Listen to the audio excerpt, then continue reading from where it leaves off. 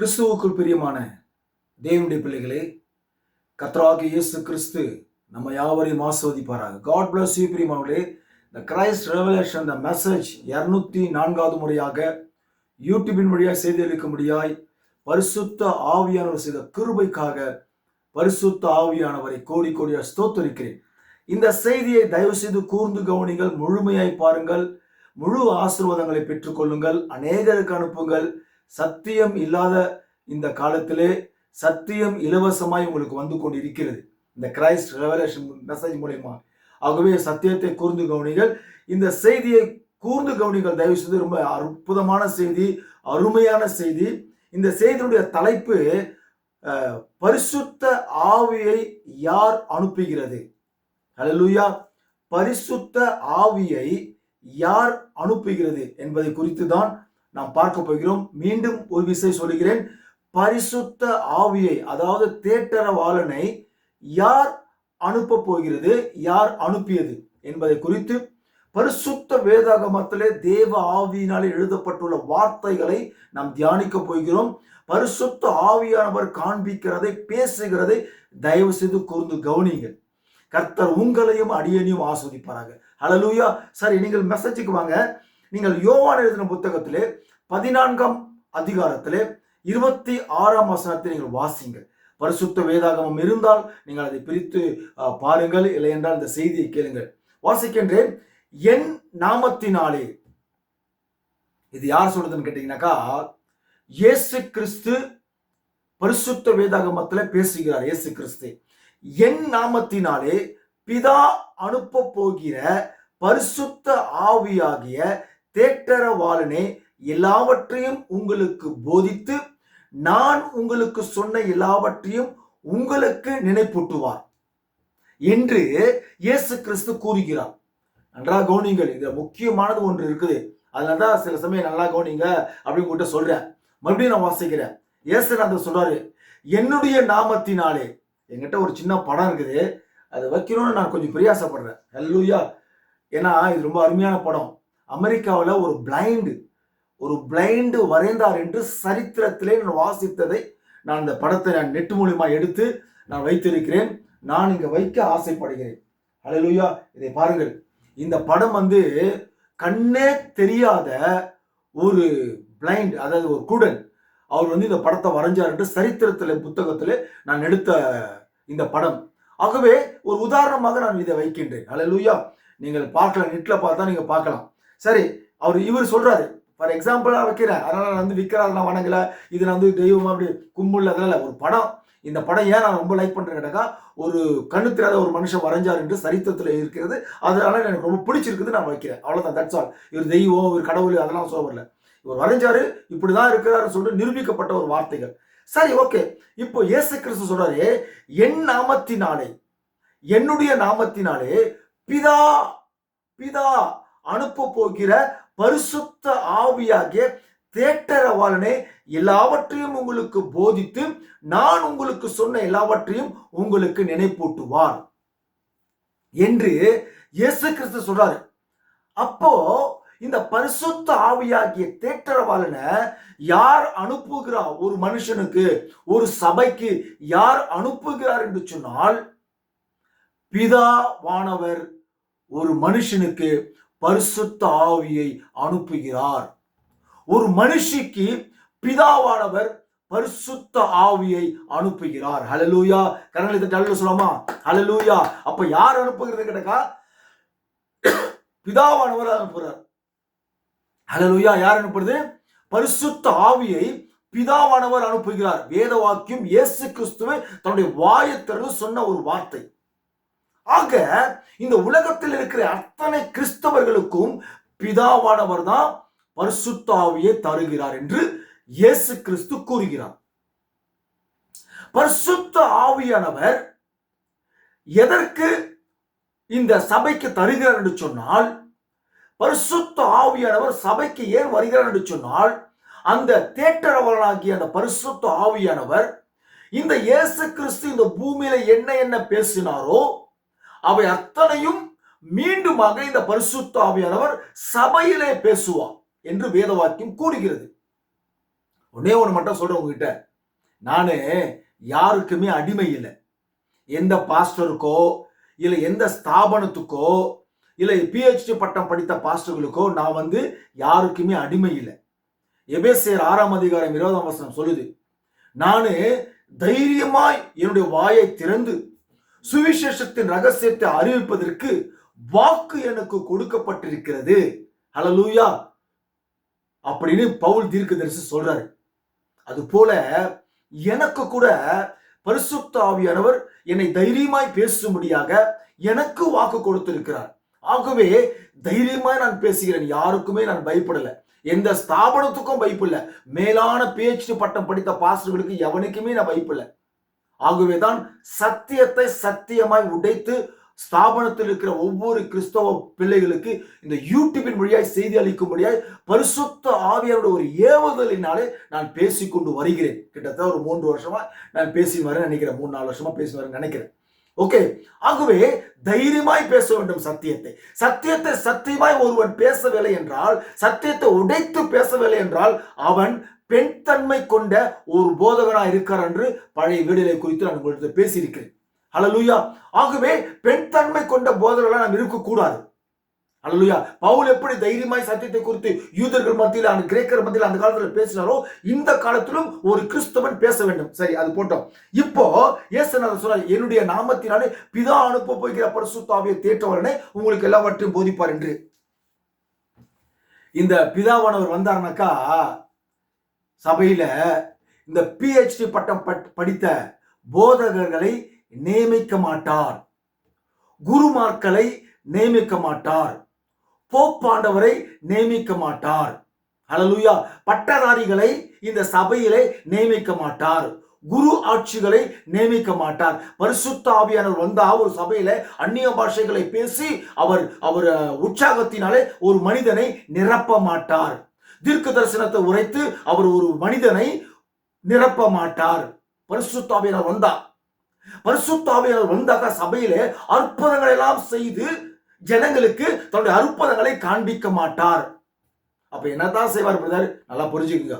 பரிசுத்த ஆவியை பிதாவானவர் ஒரு மனுஷனுக்கு ஏன் அனுப்புறார் சொன்னாக்கா, அந்த பரிசுத்த ஆவியானவர் ஒரு மனிதனுக்குள்ள வரும் பொழுது அந்த பரிசுத்த ஆவியானவர் இயேசு கிறிஸ்து பேசினதையும் இயேசு கிறிஸ்து பேசாத வார்த்தைகளையும் அந்த பரிசுத்த ஆவியானவர் அந்த சபையாகிய அந்த மனிதனுக்குள்ள இருந்து சத்திய ஆவியானவர் பேசுவார். நான் சொல்லல, வேதத்துல இருப்பதை தான் நான் உங்கள்கிட்ட பேசுறேன்.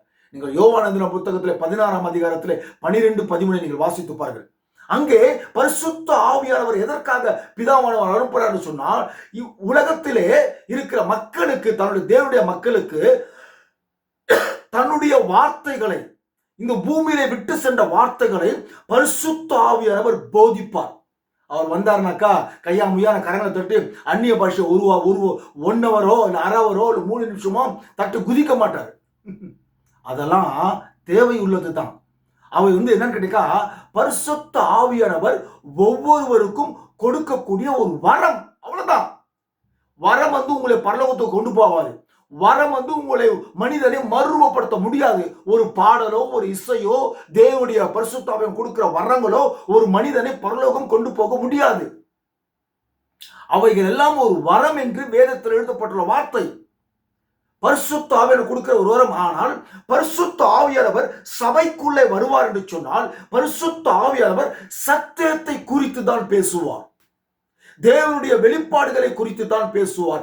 இயேசு கிறிஸ்து விட்டு சென்ற இல்ல சொல்லாத காரியங்களை நான் சொல்ல உங்களுக்கு படிக்கணுமா, நான் வாசித்த உங்களுக்கு காமிச்சிடுறேன். ஏன்னா நிறைய சகோதரர்கள், சந்தேகத்துக்குரிய சகோதரர்கள் தான் ஜாஸ்தி இருக்கிறார்கள். நீங்கள் யோவான் 16ஆம் அதிகாரத்தை வாசித்தவர்கள் 12ஆம் வசனத்தை வாசிக்கிறோம். 16ஆம் அதிகாரம் 12.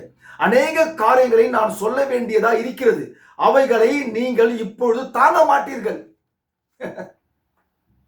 இயேசு பிரபு சொல்றாரு, நான் அதெல்லாம் இப்ப சொன்னா சீடர்களை நீங்க தாங்க மாட்டீங்க. நீங்க மட்டும் இல்ல, அநேக அன்னைக்கு இருந்த இயேசுவை நேசிக்கிற பிள்ளைகள் தாங்க மாட்டாங்க.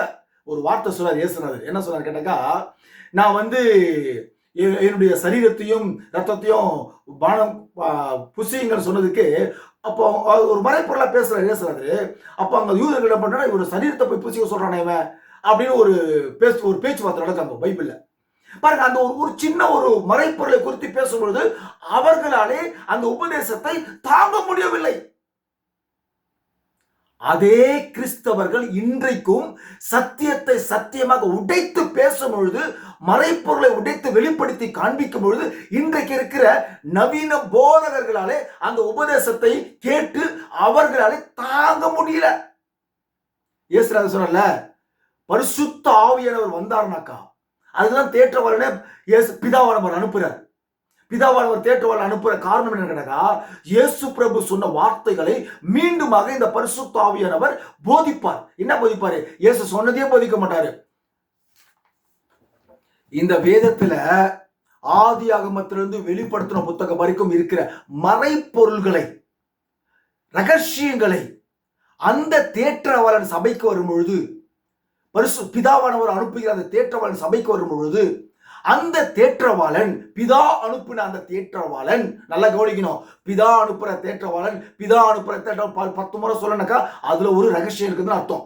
இப்ப பிதா அனுப்புகிற அந்த தேற்றவாளன் அவரு சத்தியங்களை குறித்தும் மறைப்பொருளை குறித்தும் வேத ரகசியங்களை குறித்தும் அவர் பேசுவார் ஒரு சபையின் மூலியமாக. அல்லேலூயா. அதுதான் இம்பார்ட்டன்ட். அதுதான் பரிசுத்த ஆவியானவரை பிதாவானவர் அனுப்புறார். ஒரு போப்பாண்டவரை நியமிக்கணும், பிஷப்பை நியமிக்கணும், ஒரு ஐரை நியமிக்கணும், PhD பட்டம் பெற்ற அமெரிக்காவிலே படித்த PhD பட்டம் பெற்ற 4 டிகிரி 5 டிகிரி சர்டிபிகேட் வாங்கி வருவோம் அமெரிக்கால இருந்து, லண்டன்ல இருந்து, ஆஸ்திரேலியால இருந்து. அந்த மாதிரி ஒரு மிகப்பெரிய ஒரு போதகரை சபையில நியமிக்கணும், சபை இப்படியா இருக்கணும்னு சொல்லிட்டு பரிசுத்த ஆவியானவரை பிதாவானவர் அனுப்பல.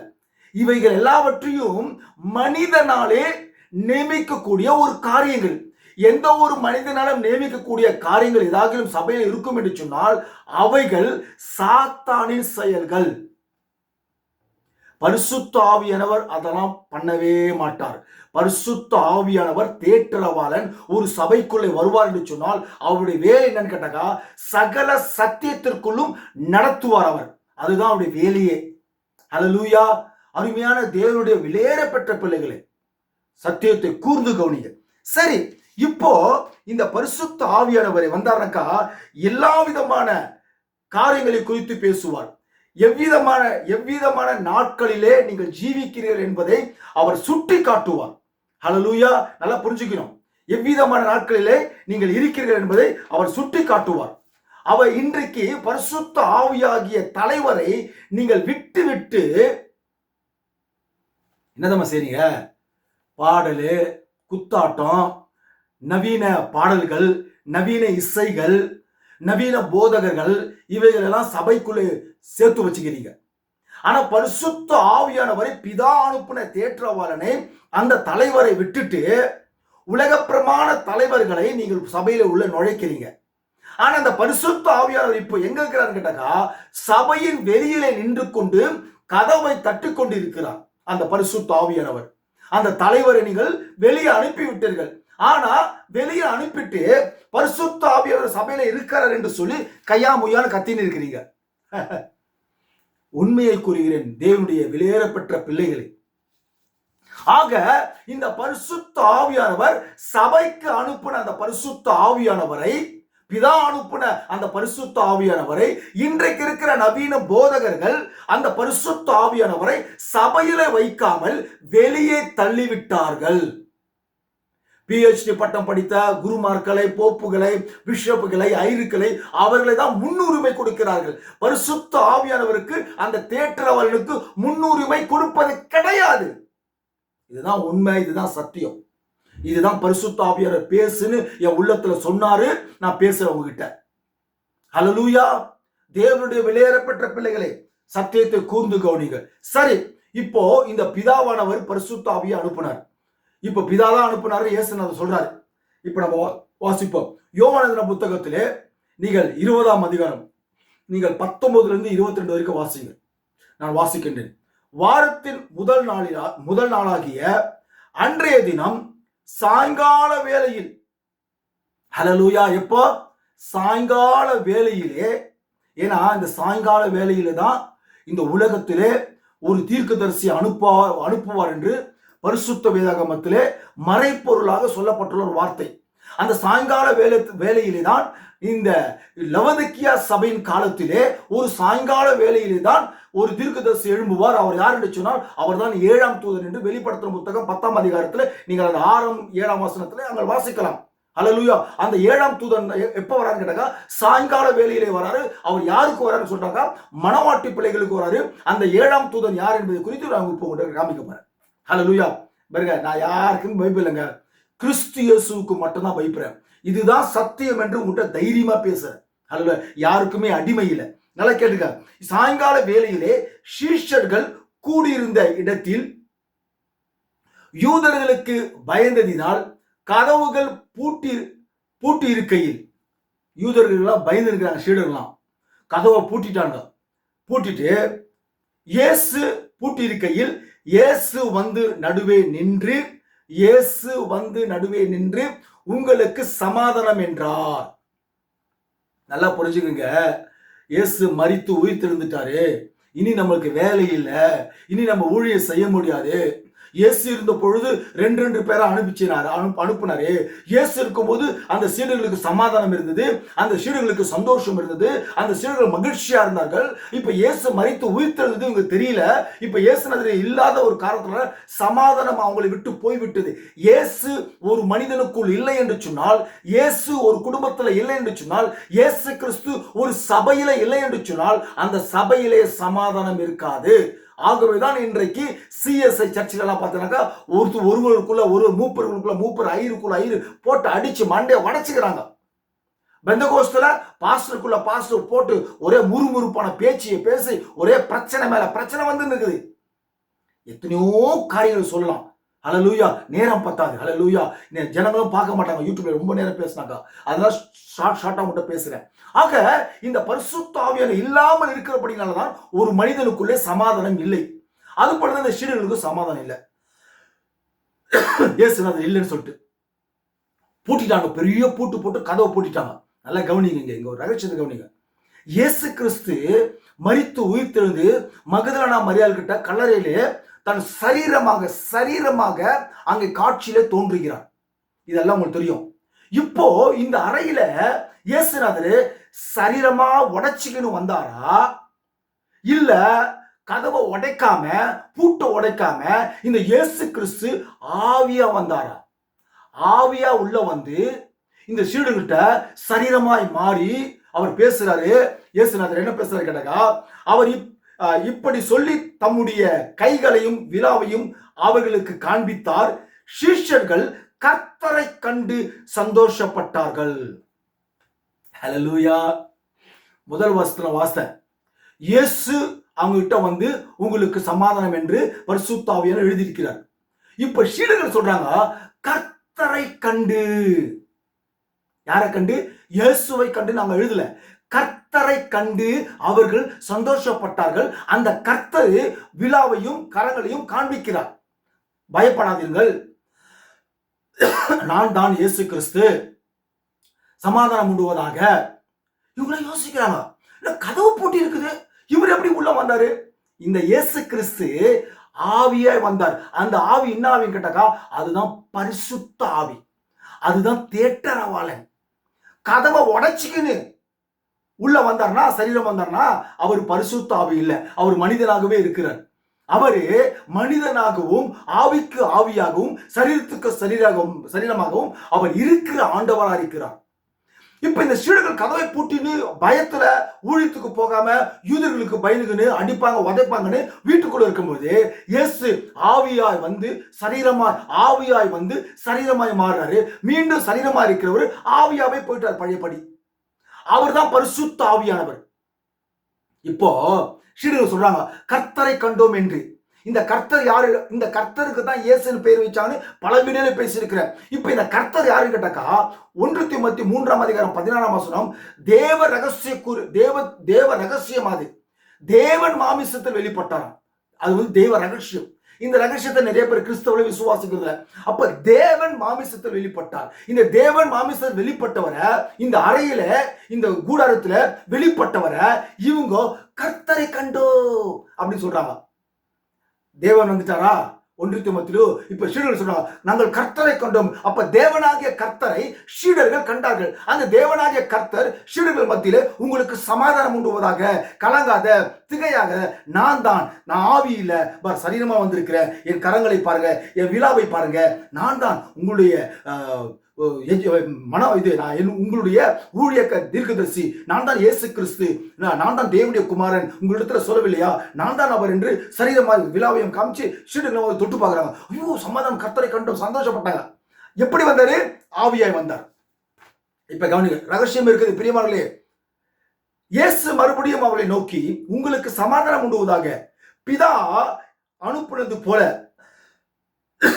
உங்களை அனுப்புகிறேன் என்று சொல்லி பிதா அனுப்புனார் அப்படின்னு சொல்றாரு இல்லையா? அவர்கள் மேல் ஊதி பரிசுத்த ஆவியை பெற்றுக் கொள்ளுங்கள். ஹல்லேலூயா. நல்லா புரிஞ்சுக்கணும், இங்கதான் ரகசியம் இருக்குது. இயேசு அதை சொல்றாரு, பிதா என்னை அனுப்புனது போல நான் உங்களை அனுப்புறேன்டா சீடர்களே சொல்லிட்டு அவர்கள் மேல் ஊதி பரிசுத்த ஆவியை பெற்றுக் கொள்ளுங்கள். இப்ப இந்த இயேசுதான் சொன்னாரு, என்ன சொன்னாரு? யோவான் 14:26 என் நாமத்தினாலே பிதா அனுப்ப போகிற பரிசுத்த ஆவியாகிய தேற்றரவாளனே. அப்ப யார் அனுப்பணும்? பிதாவானவர் தான் பரிசுத்த ஆவியை அனுப்பணும். ஆனா இந்த இயேசு கிறிஸ்து யூதர்களுக்கு பயந்துகினே தன்னுடைய அறையிலே பயத்தோடு நடுக்கத்தோடு இருக்கிற அந்த அவருடைய பிள்ளைங்க கிட்ட கதவெல்லாம் உடைச்சின்னு வராம அவர் ஆவியாய் வந்து சரீரமாய் மாறி தன்னை வெளிப்படுத்தி காண்பிக்கிறாரு. காண்பிச்சு பிதா என்னை அனுப்புறது போல நான் உங்களை அனுப்புறேன்னு சொல்லிட்டு அவர்கள் மேல ஊதி பரிசுத்த ஆவியை பெற்றுக் கொள்ளுங்கள். இப்போ பரிசுத்த ஆவியை யார் கொடுத்தது? சீடர்களுக்கு. பரிசுத்த ஆவியை சீடர்களுக்கு இயேசு கிறிஸ்து கொடுத்தார். அப்ப இந்த இயேசு கிறிஸ்து பரிசுத்த ஆவியை கொடுத்தார் என்று சொன்னால் இந்த இயேசு கிறிஸ்து யார்? இவர் தான் சொன்னாரு, பிதாவானவர் பரிசுத்த ஆவியை கொடுப்பாரு, தேற்றவர் அனுப்புவாரு சபைக்கு அப்படின்னு அவர் சொன்னாரா இல்லையா? யோவான் 14:26 சொன்னாரா இல்லையா? அவர் தான் சொன்னாரு 14:26 அவர் தான் சொன்னாரு. ஆனா இங்க இவரு பரிசுத்த ஆவியை பெற்றுக்கொள்ளுங்கள் என்று இவர் ஊதுறாரு.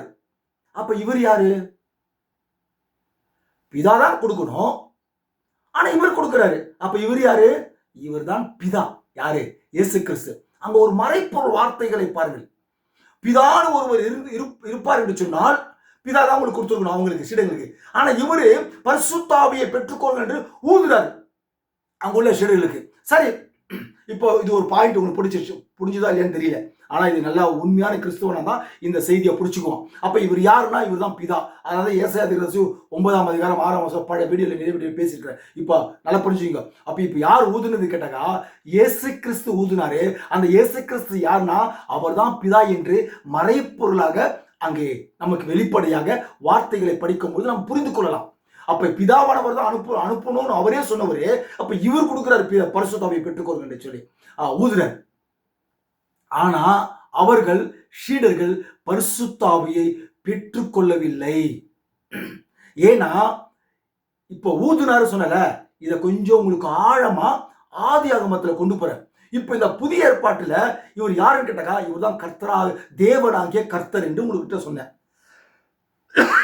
நீங்க ஆதியாகமம் 2:7 வாசிங்க. தேவனாகிய கர்த்தர் இங்க வந்துட்டாரா? ஆதியாகமம் 2 குறிச்சு பேசுற, பிகினிங்ல பேசுற. அங்க பிகினிங்ல சொல்லுது தேவனாகிய கர்த்தர். அப்ப புதிய ஏற்பாட்டிலே தன்னுடைய சீடர்களுக்கு ஆவியை ஊதினார், பரிசுத்த ஆவியை பெற்றுக்கொள் என்று ஆவியை ஊதினார் இல்லையா? ஊதி பரிசுத்த ஆவியை பெற்றுக்கொள்ளுங்கள் என்று சொன்ன உங்கள்கிட்ட வாசித்து காமிச்சார். இதுல யோவான் புத்தகம் 20:22 வாசித்து காமிச்சார். இப்போ அவர் இந்த புதிய ஏற்பாடு யாரு? அவர் தான் தேவனாகிய கர்த்தர் என்று காமிச்சார். எப்படி? 1 தீமோத்தேயு 3 தேவன் மாமிசத்தில் வெளிப்பட்டார். அந்த தேவன் மாமிசத்தில் வெளிப்பட்டவரை சீடர்கள் கர்த்தரை கண்டோம் என்று சொன்னார்கள். ஆக மொத்தத்துல தேவனாகிய கர்த்தரை அவர்கள் கண்டார்கள். அந்த தேவனாகிய கர்த்தர் விழாவையும் கரங்களையும் காண்பித்து உங்களுக்கு சமாதானம் விடுவதாக என்று சொல்லி அவர்கள் மேல் ஊதினார். இப்போ ஆதியாகமம் 2:7 இப்ப பாருங்க, தேவனாகிய கர்த்தர் மனுஷனை பூமியின் மண்ணினாலே உருவாக்கி, இது ரொம்ப பெரிய ரகசியங்க. என்னுடைய செய்தியிலே முதல் செய்தி, மனிதனை தேவன் எப்படி படைத்தார் முதல் செய்திய. இந்த செய்தி பிகினிங் செய்தியை ஊழியக்காரங்க தெளிவாய் உபதேசம் பண்ண மாட்டாங்க. இன்றைக்கு இருக்கிற கிறிஸ்தவர்கள், பொதுவா கிறிஸ்தவர்களுக்கு சரியான ரகசியம் தெரியாது. சரி, அது நமக்கு வேண்டாம். அது பலமுறை பேசியிருக்கிறேன். இப்ப நான் ஷார்ட்டா பேசுறேன். தேவனாகிய கர்த்தர் மனுஷனை பூமியின் மண்ணினாலே உருவாக்கி ஜீவ சுவாசத்தை அவன் நாசியிலே ஊதினார். மனுஷன் ஜீவாத்மா மாறினார். இப்ப யார் ஊதுனது? தேவனாகிய கர்த்தர் மனுஷனை மண்ணினாலே உருவாக்கி, அந்த மண்ணினாலே உருவாக்குற மனுஷன் சரியான பூர்த்தி அடைந்த பிற்பாடு அவன் நாசியிலே ஊதுகிறார். யாரு? தேவனாகிய கர்த்தர். அந்த தேவனாகிய கர்த்தர் தான் புதிய ஏற்பாட்டிலே சீடர்கள் கிட்ட அவர்கள் மேல் ஊதி பரிசுத்தாவை பெற்றுக்கொள்ள சொன்னார். ஆனா அவங்க பரிசுத்தாவையில பெற்றுக்கொள்ள அதனுடைய வெளிப்பாட உங்களுக்கு நான் பேசுறேன். இப்போ அதனுடைய வெளிப்பாட உங்களுக்கு நான் பேசுறேன். இங்க பாருங்க, யோபு 33 அதிகாரம் 4 வசனம் பாருங்க. யோபு 33:4, தேவனுடைய ஆவியானவர் என்னை உண்டாக்கினார். தேவனுடைய ஆவியானவர் என்னை உண்டாக்கினார். தேவனுடைய ஆவியானவர் என்னை உண்டாக்கினார். சீடர்கள் அறையிலே கதவை பூட்டிக் கொண்டு யூதர்களுக்கு பயந்து இருக்கும் பொழுது உள்ளே வந்தது யாரு? ஆவியானவர். கதவை உடைச்சிங்களா வரல. அவர் சரீரமா இருந்தவர், மகதலேனா மரியாட்ட சரீரமா காமிச்சவர், சீடர்கிட்ட கதவை பூட்டிருக்காங்க சொல்லிட்டு அவர் கதவெல்லாம் உடைச்சுன்னு வரல. அவர் ஆவியாய் உள்ள வந்து, அப்ப இந்த ஆவி யாரு? அவர் தான் தேவனுடைய ஆவியானவர், பரிசுத்த ஆவியானவர். இப்போ பழைய ஏற்பாட்டு மறுபடியும் உங்களுக்கு கொண்டு போறேன். தேவனுடைய ஆவியானவர் என்னை உண்டாக்கினார். சர்வ வல்லவருடைய சுவாசம் எனக்கு உயிர் கொடுத்தது. அருமையான தேவனுடைய விலையேற பெற்ற பிள்ளைகளே, அந்த தேவன் ஆதாமுக்கு அந்த அது ஊதும் பொழுது நாசியிலே போன பிற்பாடு சுவாசம் உருவானது. அந்த சுவாசம் ஆதாமை உயிர் கொடுத்தது. ஹல்லேலூயா! எத்தனை பேருக்கு புரிந்தது? அல்லேலூயா சொல்லுங்க. ஹல்லேலூயா!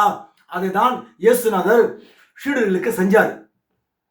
இன்றைக்கு சபைகள், ஒவ்வொரு சபைகளும் மரித்து போயிருக்கிற பெந்தகோஸ்து சபைகள், மரித்து போயிருக்கிற ஆவிக்குரிய சபைகளுக்கு இன்றைக்கு பரிசுத்த ஆவியாகிய அந்த தேற்றரவாளன் அவர் யார் என்று சொன்னால் அவர்தான் பிதா. தேவன் ஆவியா இருக்கிறார், கர்த்தர் ஆவியா இருக்கிறார், கிறிஸ்து ஆவியா இருக்கிறார், பிதாவும் ஆவியா இருக்கிறார். இப்ப உங்கள்கிட்ட நான் காமிச்சேன் இல்லையா?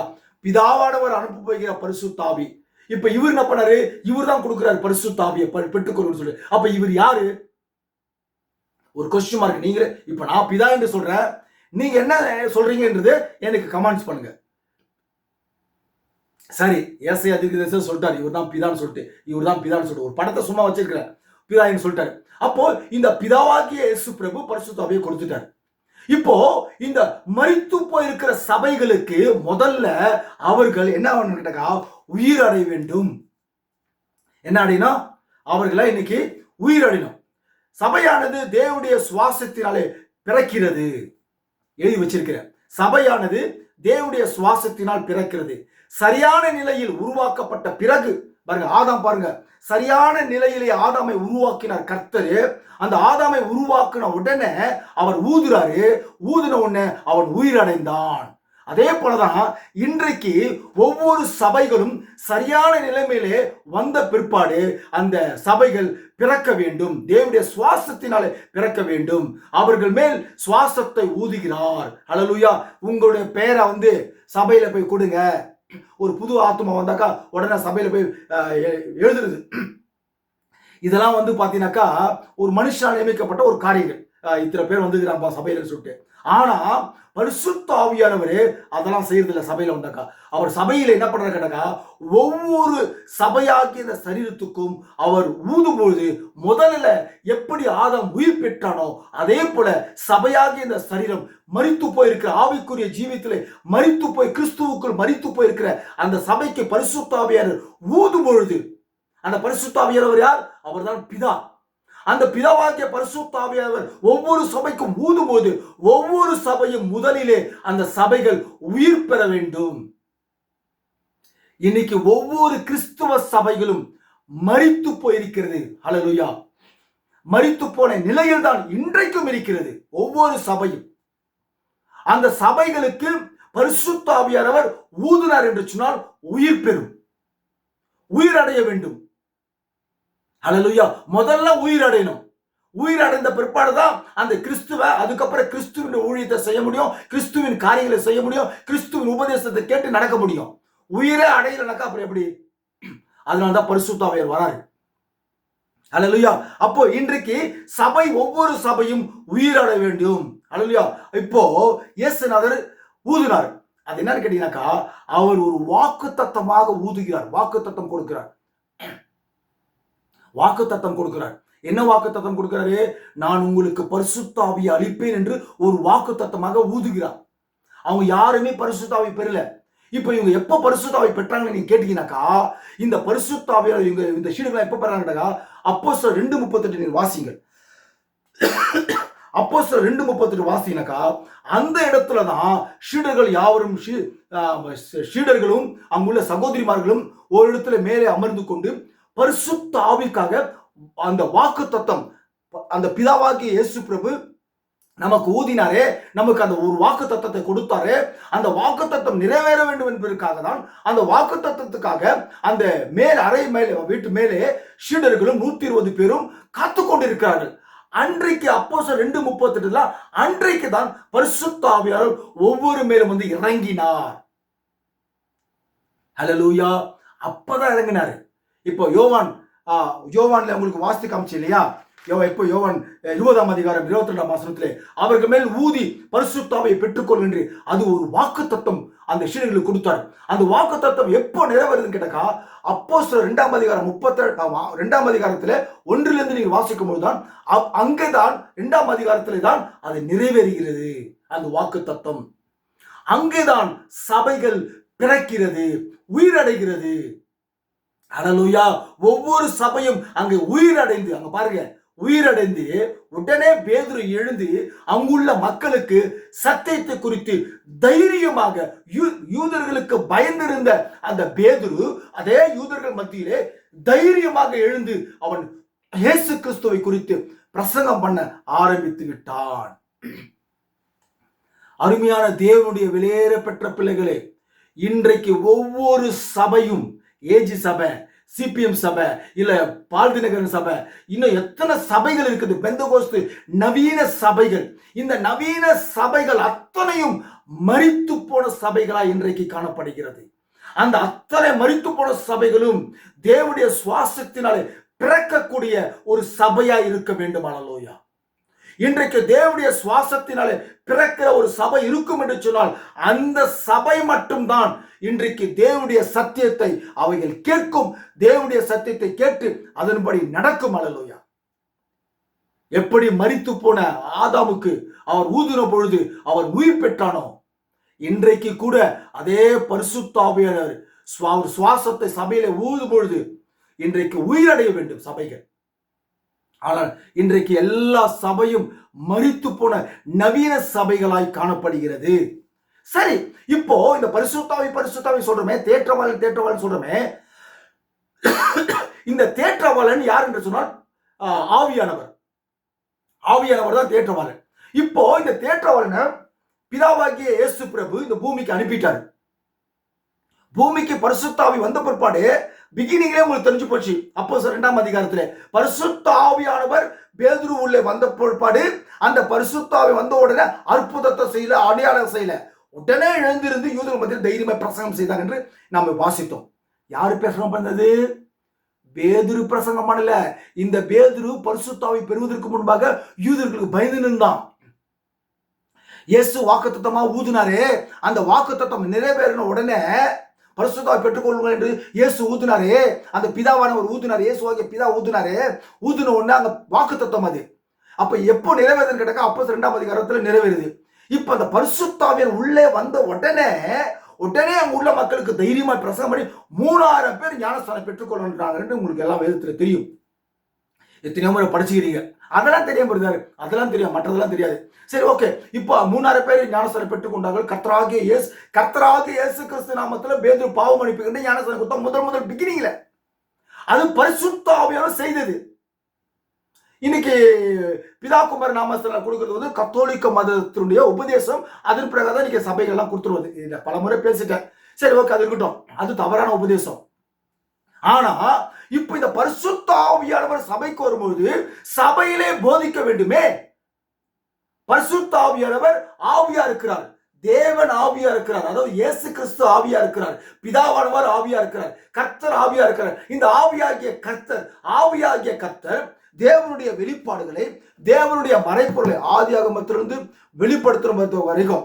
இப்ப இந்த ஆதியாகமம் இருக்குல்ல, இந்த ஆதியாகமம் 1ஆம் அதிகாரம், 2ஆம் அதிகாரம், 3ஆம் அதிகாரம், இந்த ஏதேன் தோட்டத்துல இந்த சாத்தான் வந்தான், ஏவாளை கெடுத்தான், ஆதாமை கெடுத்தான், எல்லாரும் பைபிள்ல சொல்லப்பட்ட எல்லாம் உங்களுக்கு தெரியும்.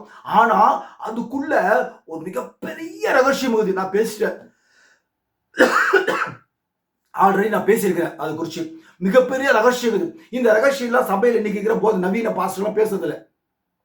பால் தினகரோ, டி மோகனோ, மோகன் சிலாசரோ, சிபிஎம் பாஸ்டர்களோ, இல்ல ஏசிய சபை பாஸ்டர் இதை குறிச்சு பேச மாட்டாங்க. அப்படியே ஓரலா அப்படி பைபிள் இருக்கிறத மாதிரி பேசிட்டு போடுவாங்க. ஆனா பரிசுத்த ஆவியானவர் இங்க உலகத்துல வந்த பிற்பாடு, ஒரு சபைக்குள்ள வந்த பிற்பாடு, சகல சத்தியத்திற்குள்ளும் ஒரு மனிதனை, ஒரு சபையை வழி நடத்துவார் என்று இயேசுவாகிய பிதாவானவர் சொல்லிட்டார். அப்போ ஒரு மனிதனை, ஒரு சபையை சகல சத்தியத்துக்குள் வழி நடத்தணும் என்று சொன்னாக்கா ஆவியா இருந்து வழி நடத்த முடியாது. அப்ப அந்த ஆவிக்கு ஒரு சரீரம் தேவை. அந்த ஆவியானவர் சபைக்கு சரீரத்துக்கு தேவைன்னு சொன்னாக்கா அந்த சரீரத்துக்குள் இருந்து வந்துதான் தேவனுடைய எல்லா ரகசியங்களும் அந்த ஆவியானவர் பேச முடியும். ஆவியா வந்து பழைய ஏற்பாட்டு காலத்துல மேகத்துல இருந்து தீர்க்கதரிசிகிட்ட பேசினாரு. அந்த மாதிரிலாம் இப்ப பேசுறது கிடையாது. அவருடைய ரகசியங்களை பேசணும்னு சொன்னாக்கா அவர் மனிதன் தேவைப்படுகிறது. அப்ப அந்த மனிதன் யார் என்று சொல்ல போனால், நீங்கள் வெளிப்படுத்தின புத்தகம் 10ஆம் அதிகாரம் நீங்கள் 6ஆம் வசனம் என்று நினைக்கின்றேன். நான் பார்த்துறேன், ஏன்னா நம்ம தப்பா சொல்லக்கூடாது. வெளிப்படுத்தின புத்தகம் 10ஆம் அதிகாரத்தில் நீங்க பாத்தீங்கன்னாக்கா இங்க ஒரு வசனம் இருக்கும். அதாவது 6ஆம் வசனம், இனி காலம் செல்லாது, ஆனாலும் தேவன் தம்முடைய ஊழியக்காரராகிய தீர்க்கதரிசிகளுக்கு சுவிசேஷமா அறிவித்தபடி 7ஆம் தூதனுடைய சத்தத்தின் நாட்களிலே அவன் எக்காலம் ஊதுகிற போது தேவ ரகசியம் நிறைவேறும். இப்ப நீங்க ஃபர்ஸ்ட் வாசிக்க வெளிப்படுத்தின 10:1, பின்பு பலமுள்ள வேறொரு தூதன் வானத்திலிருந்து இறங்கி வர கண்டேன். மேகம் அவனை சூழ்ந்து இருந்தது, அவன் மேல் சிரசின் மேல் வானவில் இருந்தது. அப்படின்னு முழுசா வாசிக்கலாம். அது யாருனாக்கா அது கிறிஸ்து. ஏன்னா வானவில் இருந்தது, சிரசின் மேல் வானவில் இருந்தது, இதெல்லாம் நீங்க வாசினாக்கா 1ஆம் வசனத்துல அது கிறிஸ்து.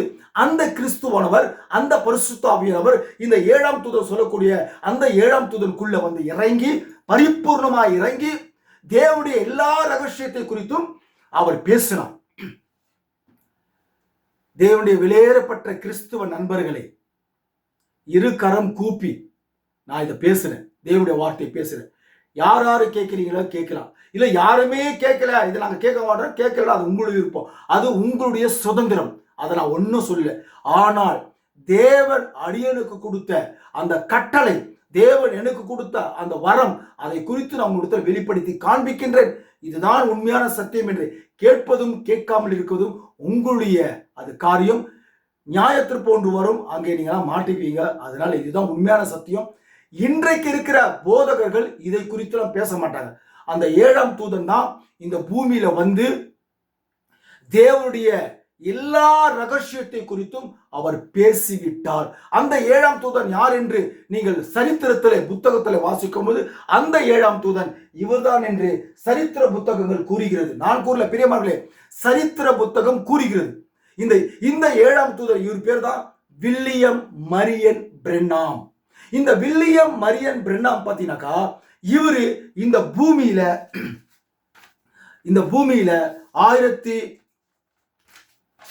1000 பிரியமானே இவர் ஒரு தீர்க்கதரிசி என்று சரித்திரங்கள் கூறுகிறது. நான் சொல்ல பிரியமானே, நான் சொல்ல இவரை குறிச்சு மரித்து போன தினகரன் பேசியிருக்கிறாரு. இவரை குறித்து அநேக ஃபாரினர் ரெவரண்ட்டுகள் பேசியிருக்கிறார்கள். இவரை குறித்து அநேகர் பேசியிருக்கிறார்கள். ஆனா இந்தியாவில் மட்டும்தான் ஒரு சில பாஸ்டர்கள் இவரை குறித்து தப்பா பேசுறாங்க. என்கிட்ட மெசஞ்சர்ல நிறைய சகோதரர்கள் என்னிடத்தில் இருக்கிறார்கள். என்னுடைய மெசேஜை பார்க்கிறார்கள் சில பேர் மெசஞ்சர்ல. அதுல ஒரு மெசஞ்சர் ஒரு அருமையான வெளியேறப்பட்ட கிறிஸ்தவ சகோதரர் என்னை தாறுமாறா திட்டினாரு.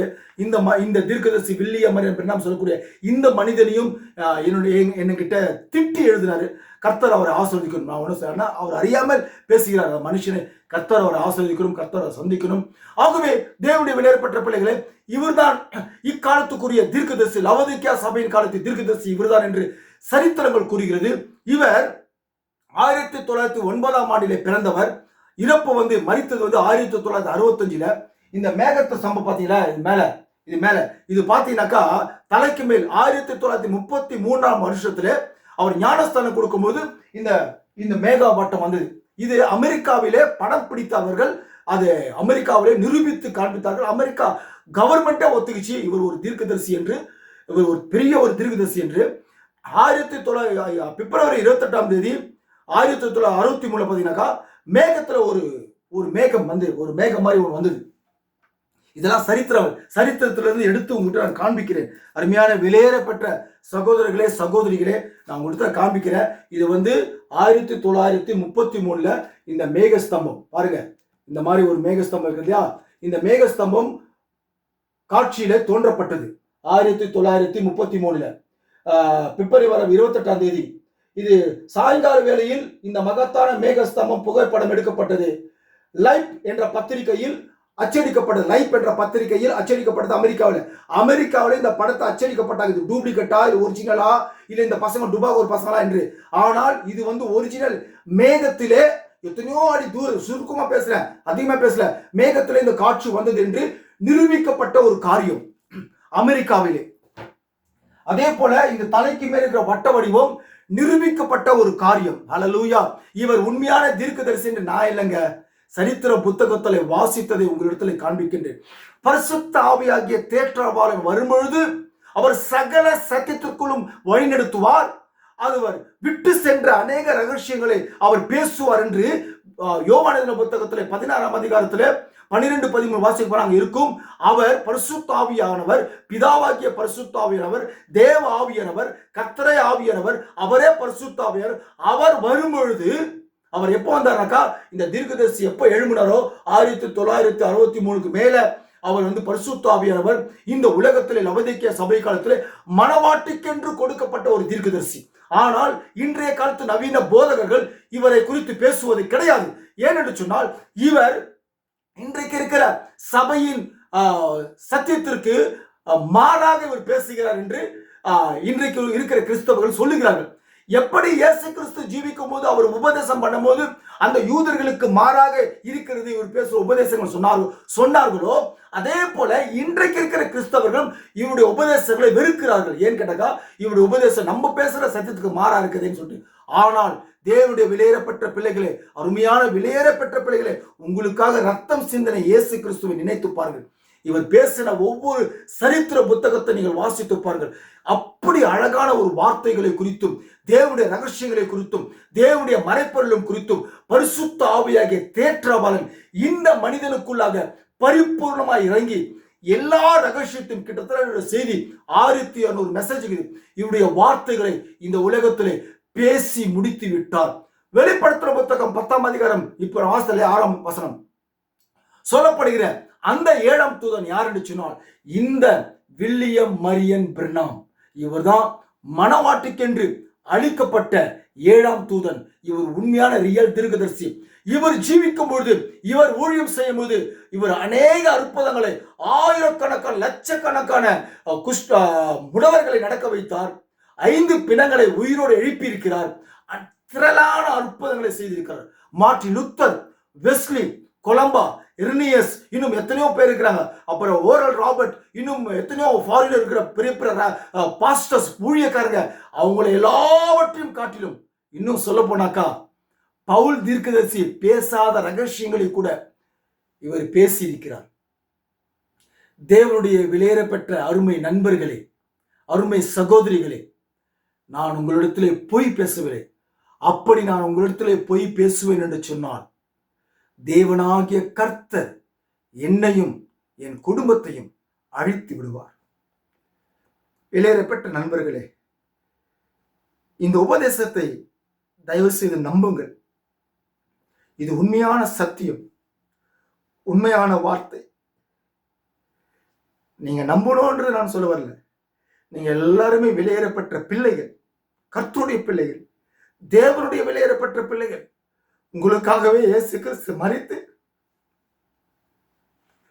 உங்களுக்காகவே அவர் ஜீவனை, மன்னிக்கணும் பிரியவர்களே, உங்களுக்காகவே ஜீவனை அளித்தவர், உங்களை நேசிக்கிறவர். உண்மையான தெய்வம் எதென்றால் இயேசு கிறிஸ்து மட்டுமே.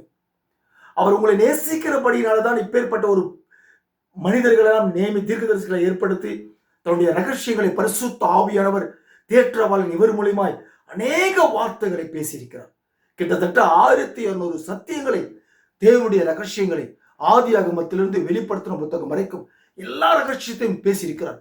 ஆனால் இன்றைக்கு இருக்கிற நவீன போதகர்கள், நவீன பாஸ்டர்கள், மோகன் சிலாசரோ இல்ல பால் தினகரனோ ஏஜி சபை பாஸ்டர் மோகனோ, இப்படிப்பட்ட அநேக பாஸ்டர்கள் இவரை குறித்து உங்களிடத்துல வெளிப்படுத்துவது கிடையாது. இதுதான் உண்மையான சத்தியம் பிரியமானே. உங்களுக்கு சந்தேகம் இருந்தால் அவருடைய சரித்திரத்தை லிட்டில் வில்லியம் பிரெண்டாம் என்று சொல்லி இங்கிலீஷ்ல பாருங்க, தமிழ்ல பாருங்க, இவருடைய செய்தியை பாருங்க, இவருடைய செய்தியை கேளுங்க, அதுக்கப்புறம் நீங்க ஏற்றுக்கொள்ளுங்க. காட் பிளஸ் யூ பிரியமானே. தேவனாகிய கர்த்தர் என் நாமத்தினாலே பிதா அனுப்ப போகிற பரிசுத்த ஆவியாகிய தேற்றவரனை அவர் வரும்பொழுது சகல சத்தியத்துக்குள் உங்களை வழிநடத்துவார் என்று சொன்னார். அவர் யார் என்று சொன்னால் இவர்தான் அவர். இன்றைய நவீன பாஸ்டர்கள், போதகர்கள், அவர்கள் எல்லாருமே டம்மி, கள்ள தீர்க்கதரிசிகள். இது இயேசு கிறிஸ்துவின் பரிசுத்தமுள்ள விலையேறப்பட்ட நாமத்தினாலே உரைக்கிறேன். அல்லேலூயா. இதுதான் உண்மையான சத்தியம். இன்றைக்கு யார் யார் இவரை வெறுக்கிறாங்களோ அவங்க எல்லாருமே மனம் திருமணம் என்பதுதான் என்னுடைய ஆசையே. அல்லேலூயா. ஆகவே தேவனுடைய பிள்ளையேறப்பட்ட பிள்ளைகளே, சத்தியத்தை கேளுங்கள். சத்தியத்தை, வேதத்தை மட்டும் பார்க்காதீங்க. இப்படிப்பட்ட அநேக தீர்க்கதரிசிகள் இருக்கிறார்கள். அவருடைய சத்தியங்களும் நேரம் கிடைக்கும் போது வாசித்து பாருங்கள். அப்பொழுதுதான் உங்களுக்கு உண்மை புரியும். அல்லேலூயா. காட் பிளஸ் யூ பிரியமானே. அடுத்த புதிய செய்தியோடு உங்களை சந்திக்கிறேன். God bless you.